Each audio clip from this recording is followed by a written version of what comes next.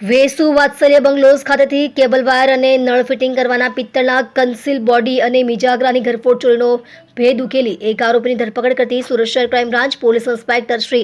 Crime branch Surat શહેરનાઓની રાહબરી હેઠળ સુરત શહેર ક્રાઇમ બ્રાન્ચની અલગ અલગ ટીમો વર્કઆઉટમાં હતી. દરમિયાન જનરલ સ્ક્વોડના પોલીસ માણસોને મળેલ બાતમી હકીકતના આધારે અડાજણ સરદાર બ્રિજ નીચે બાપ્સ મંદિર પાસેથી આરોપી સુફિયાન ઇમ્તિયાઝ પઠાણને પકડી પાડીને તેની પાસેથી બાળી નાખેલા વાયરના બંડલ, નળ ફિટ કરવાના બ્રાસના કન્સીલ અને કાર્યવાહી હાથ ધરવામાં આવી છે. બનાવની વિગત એવી રીતની છે કે ફરિયાદીશ્રીના વેસુ સોમેશ્વર 4 રસ્તા ખાતે વાત્સલ્ય બંગલોઝ ખાતે ખરીદ કરેલ મકાનનું બાંધકામ પૂર્ણ થતાં મકાનના વાયરિંગ અને નળ ફિટિંગનું કામ ચાલતું હોવાથી જરૂરી સામાન મંગાવેલ હોય જે ચાલુ કામવાળા બંગલોઝ વાળી જગ્યાએ સ્ટોર રૂમમાં મૂકી રાખેલ હતી અને તારીખ 3/7/2026ના રોજ સવારે ફરિયાદી તેમના બંગલોઝ પર ગયેલ ત્યારે ત્યાંથી કેબલ વાયર, નળ ફિટિંગના બ્રાસના કન્સીલ અને મિજાગરા સહિત કુલ ₹1,50,000ની મત્તાની ચોરી થયેલ હોવાની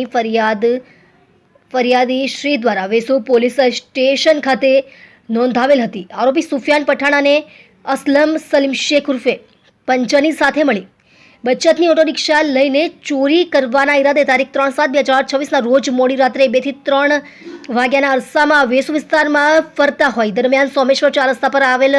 વાત્સલ્ય બંગલોઝ પર મકાનનું કામ ચાલતું હોવાનું નજરે પડતા ચોરી કરવાના ઈરાદે પ્રવેશ કરી બંગલો સ્ટોર રૂમમાં રાખેલ કેબલ વાયર તેમજ નળ ફિટિંગના બ્રાસના કન્સીલ અને મિજાગરાની ચોરી કરી ઓટો રિક્ષામાં બેસી ત્યાંથી નાસી ગયેલ હતા. બાદ આરોપીઓએ ભેગા મળી પુરાવાના નાશ કરવાના ઈરાદે કેબલ વાયર બાળી દઈ તેના તાંબાને ભંગારમાં વેચાણ કરી દેવાનું નક્કી કરીને વાયર બાળી લીધેલ હતા.